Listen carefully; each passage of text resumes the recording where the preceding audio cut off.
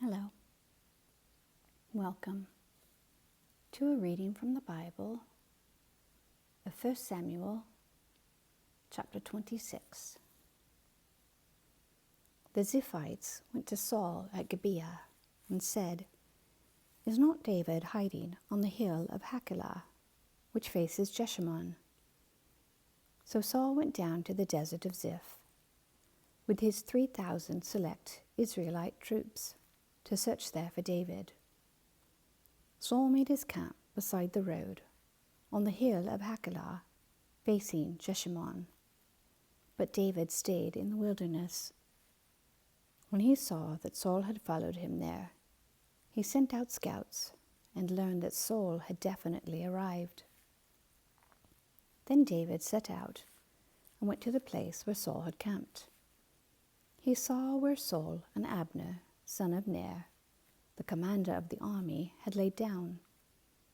Saul was lying inside the camp, with the army encamped around him.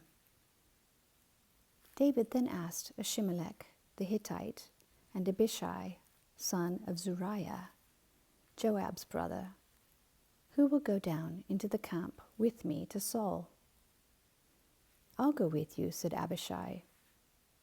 So David and Abishai went to the army by night, and there was Saul, lying asleep inside the camp, with his spear stuck in the ground near his head. Abner and the soldiers were lying around him.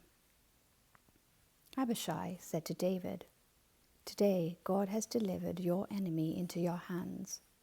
Now let me pin him to the ground with one thrust of the spear. I won't strike him twice." But David said to Abishai, "Don't destroy him. Who can lay a hand on the Lord's anointed and be guiltless? As surely as the Lord lives," he said, "the Lord himself will strike him. Or his time will come and he will die, or he will go into battle and perish. But the Lord forbid that I should lay a hand on the Lord's anointed. Now get the spear and the water jug that are near his head, and let's go." So David took the spear and water jug near Saul's head, and they left.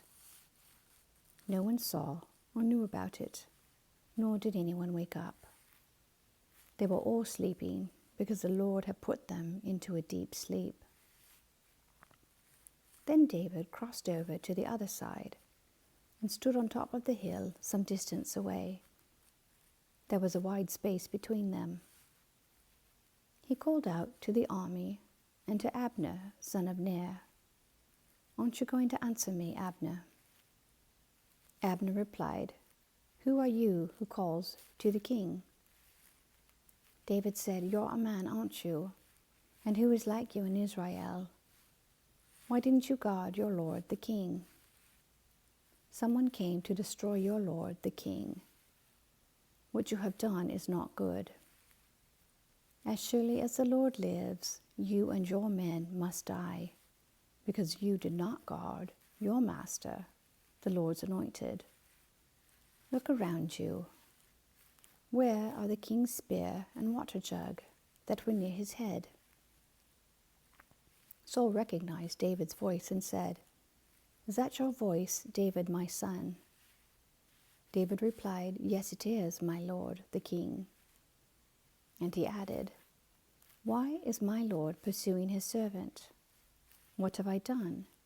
What wrong am I guilty of? Now let my lord, the king, listen to his servant's words. If the Lord has incited you against me, then may he accept an offering. If, however, people have done it, may they be cursed before the Lord.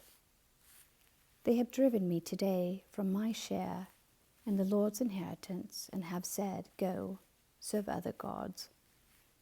Now, do not let my blood fall to the ground, far from the presence of the Lord.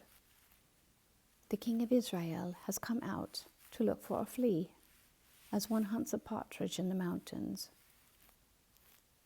Then Saul said, "I have sinned. Come back, David my son, because you considered my life precious today. I will not try to harm you again. Surely I have acted like a fool and have been terribly wrong." "Here is the king's spear," David answered.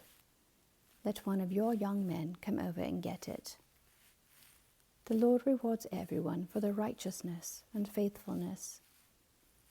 The Lord delivered you into my hands today, but I would not lay a hand on the Lord's anointed. As surely as I valued your life today, so may the Lord value my life and deliver me from all trouble." Then Saul said to David, "May you be blessed, David my son. You will do great things and surely triumph." So David went on his way, and Saul returned home. Amen. Thank you for listening.